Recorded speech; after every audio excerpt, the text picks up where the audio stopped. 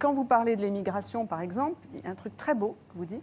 Vous dites que la première fois que vous êtes vraiment senti français, c'est quand vous avez chanté la Marseillaise auprès de Chirac. Oui, et vous dites, quand on est émigré, il y a une déchirure, on a une déchirure. Et là, tout d'un coup, voilà. Ouais.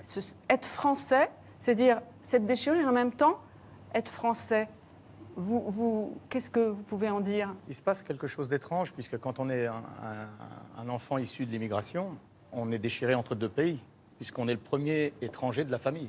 Moi, toute ma famille est sicilienne. Mes parents, tout le monde. Moi, je suis le premier né en France.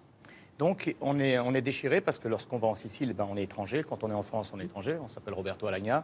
Donc, on n'est jamais vraiment français. Et donc, ce jour-là, moi qui n'ai jamais voté de ma vie parce que je n'ai pas eu la culture de la politique, personne ne votait dans ma famille, étant tous étrangers. Mes parents sont encore italiens, donc ils n'ont jamais voté. Je n'ai pas eu la culture du vote. Et j'ai grandi comme ça. Et un jour, donc, on me propose de faire cette Marseillaise. Je prends ça un petit peu à la légère. Et là, me retrouvant dans la situation, donc à la Concorde, devant tout le parterre de politique, Chirac, Sarkozy, enfin tout le monde, et je pense à mon père, je pense à ma mère, je pense à tout le monde, et je deviens une sorte de héros troyen. J'ai l'impression d'être aîné, et qu'à ce moment-là, je représente tous ces enfants issus de l'immigration, avec cet hymne qui est magnifique, orchestré par Berlioz, et qui devient, je ne sais pas, un moment de grâce incroyable. J'ai un projecteur qui est le plus beau projecteur qu'on puisse imaginer, c'est le soleil, qui se lève en face de moi.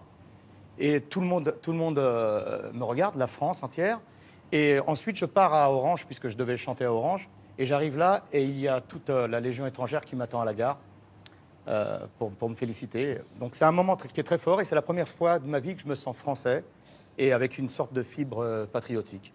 Pour le père de Roberto, c'était le moment incroyable, parce qu'il avant Le père, Mon père. il a travaillé là.